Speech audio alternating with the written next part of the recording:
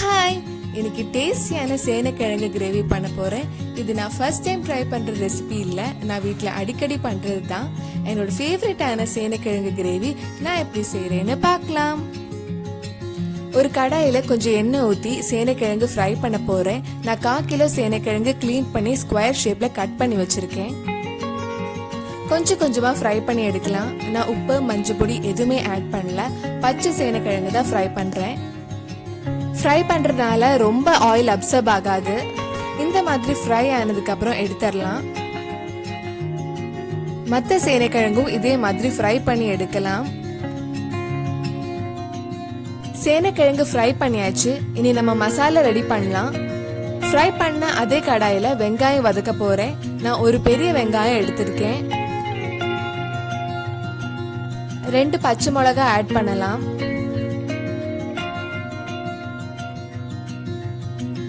தேவையான அளவு உப்பு ஆட் பண்ணிக்கோங்க.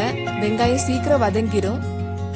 1 டேபிள் ஸ்பூன் இஞ்சி பூண்டு பேஸ்ட் ஆட் பண்ணலாம்.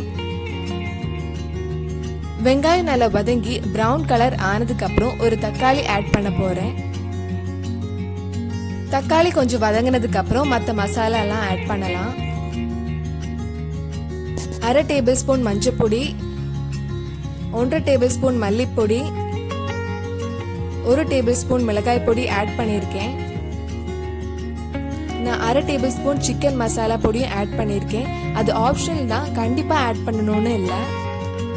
லாஸ்டா 1/2 டேபிள் ஸ்பூன் கரம் மசாலாவும் ஆட் பண்ணலாம்.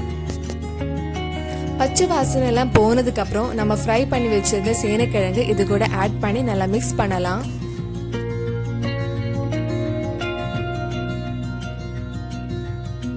இது மிக்ஸ் பண்ணதுக்கு அப்புறம் குக்கர்ல போட்டு கொஞ்சம் வேக வைக்க போறேன்.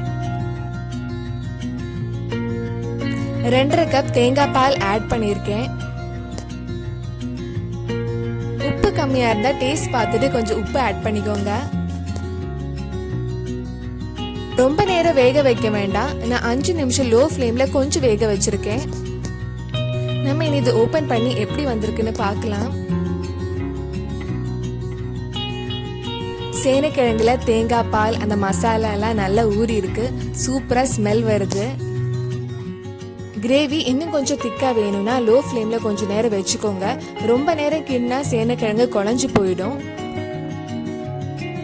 கடைசியா கொஞ்சம் கடுகு கருவேப்பிலை தாளிச்சு அதில் ஆட் பண்ணா சூப்பரான சேனைக்கிழங்கு கிரேவி ரெடி ஆயிடும். நம்ம சேனைக்கிழங்கு கிரேவி ரெடி ஆயிடுச்சு. புரட்டாசி மாசம் நான்வெஜ் சாப்பிடாதவங்க இந்த மாதிரி ட்ரை பண்ணி பாருங்க. கண்டிப்பா சிக்கன் கிரேவி மாதிரியே இருக்கும். ட்ரை பண்ணி பார்த்துட்டு உங்களோட ரிவ்யூஸை கீழே கமெண்ட் பாக்ஸ்ல சொல்லுங்க.